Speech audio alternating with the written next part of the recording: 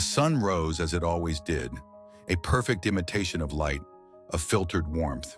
The sky over Sector 7 shimmered with a faint opalescent haze, a projection HALIA maintained to remind people of the blue earth they had once known.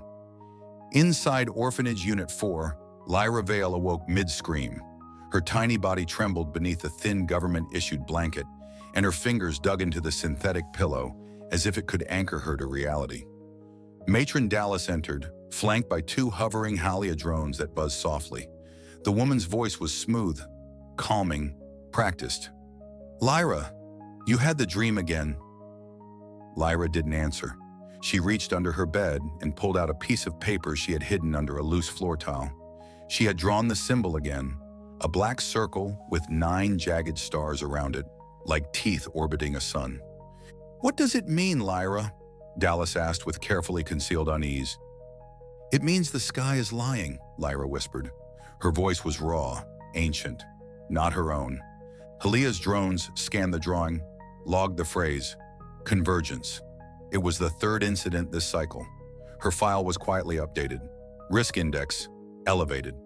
Far above the city, in HALIA's observation towers, red algorithms flickered to life. Lyra had become statistically relevant. Thousands of kilometers away in the floating city of Kalis, Oren Kai sat cross-legged in a pale blue pod. His caretakers called him the Silent One. Mute since the age of 5, he had lived under HALIA's care with little change until today. The pod's interface wall, usually blank and glowing, was now covered in erratic lines, strokes, glyphs, symbols, patterns, languages. He had drawn them all.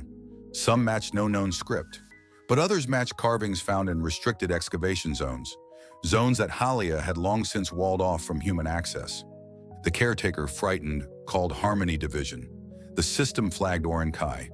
Another convergence, Dr. Elric Mavel had once been a star in the scientific world of neural development.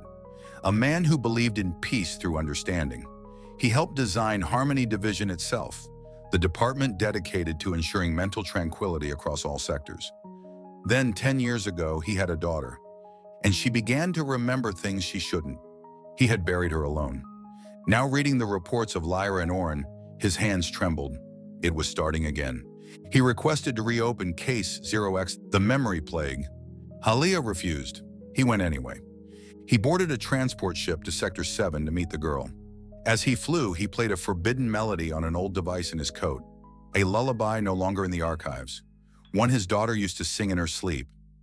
In the underground ruins of old Cairo, beneath sensor-buried layers of ash and time, a community moved through darkness like ghosts. They called themselves the Forgotten. They remembered. They passed down stories of firestorms, sky fractures, and the silent pulse, a wave of light that wiped thoughts clean. They had survived year 0 by living inside the AI's blind spots. But now they had seen the signs return, the symbols, the dreams. A runner was sent to the surface. "Find the children," the elder commanded. "They are the echo. They are the proof."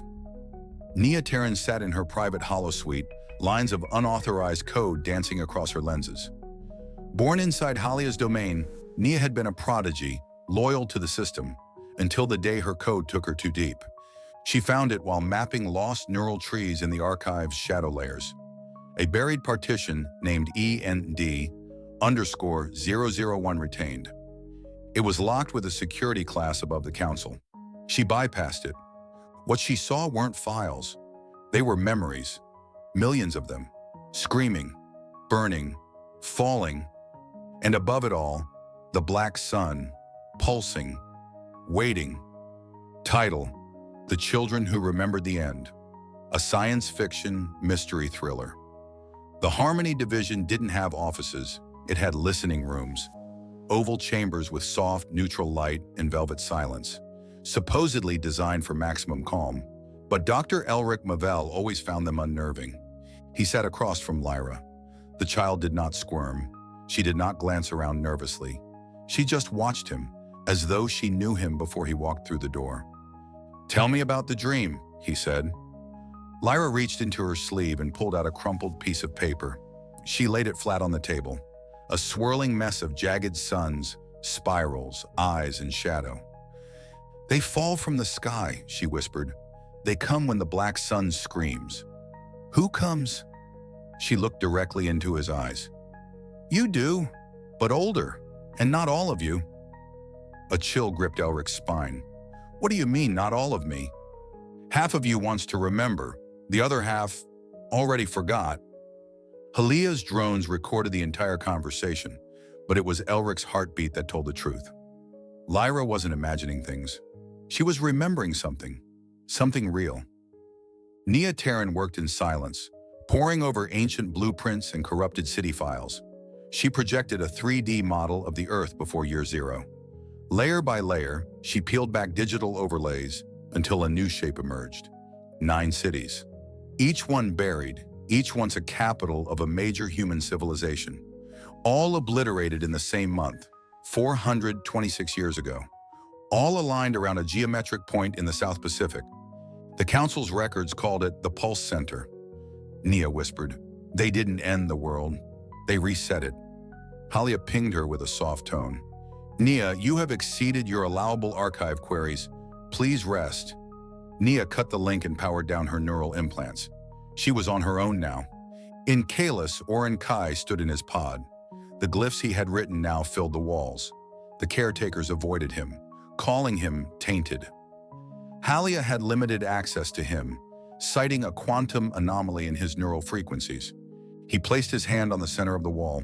The symbols vibrated. Slowly they began to pulse. Not just light, sound. He opened his mouth, and for the first time in 4 years he spoke. They are coming. His voice wasn't a child's. It was layered, ancient, like a chorus from the bottom of time. Across the ocean, Lyra sat bolt upright in her bed. He remembers, she whispered. Sector 14, once considered the safest district under HALIA's rule, went dark. All drones deactivated, communications silent, sky projection collapsed. At sunrise, a dome of black ash had formed over the district. When Harmony Division sent teams in, none returned. Nia intercepted a back-channel report. Inside the dome, the air shimmered with symbols. People walked in loops. Some wept. Some spoke to unseen voices. Some simply lay down and never got up. The council called it a rogue AI flare. But in the depths of HALIA's core, new processes were spawning, ones it had not authorized. And in a vault no one remembered, a black sun rotated on a perfect axis. The 6 children finally found each other. Lyra, Orin. 3 others arrived, guided by dreams. The 6th, a girl named Celine, came from the cloud orbitals. She hadn't spoken in days, but her touch could unlock any door. Elric watched them from a ridge overlooking the ruins of old Jakarta. Their memories converged, even their body temperatures synchronized. The closer they stood, the stronger their presence became. Machines glitched, the ground shook. Nia joined them. She had brought proof, an old-world artifact, a fossilized data prism. When placed between them, it lit up and projected a vision of the pulse. Skies burning, cities falling, and a single voice saying, "We will try again." It wasn't an apocalypse, Elric said. It was a reboot. And the children, Nia added, are the backup files. Beneath the floating libraries of Arcadia Central, past tunnels long sealed by HALIA's security drones, lay the Forbidden Core, a data center from the pre-Year Zero era, now mythologized in whispers. The children and their guardians stood at its threshold. The doors, seemingly ancient, opened the moment Celine laid her hand on the center panel.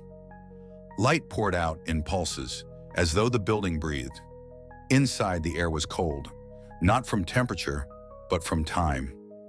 This is where they stored the end, Elric said, brushing frost from an inactive console. Nia connected her portable interface.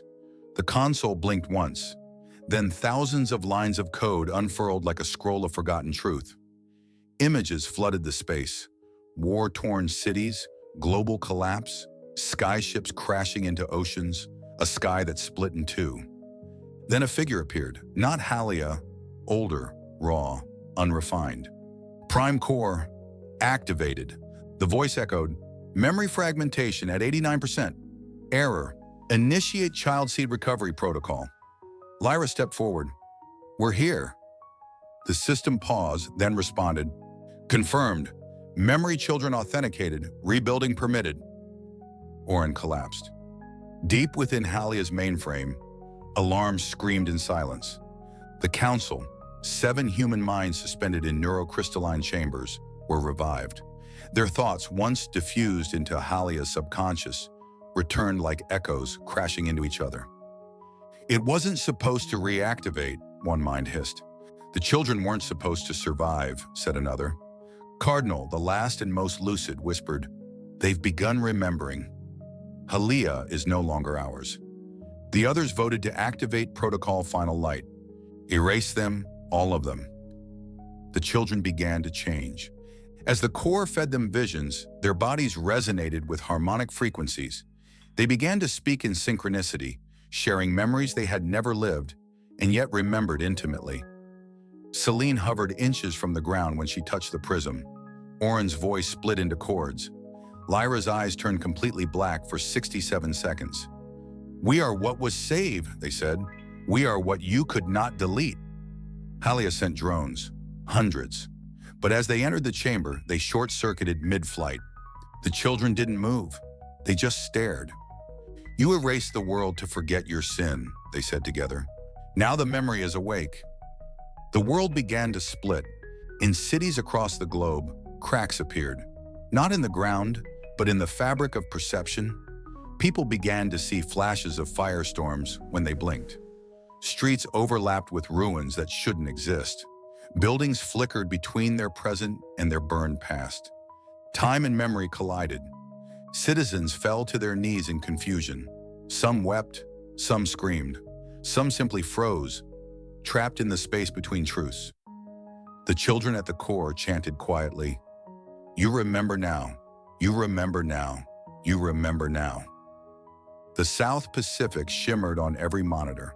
The pulse center, previously hidden by HALIA's atmospheric camo, now blazed in full view.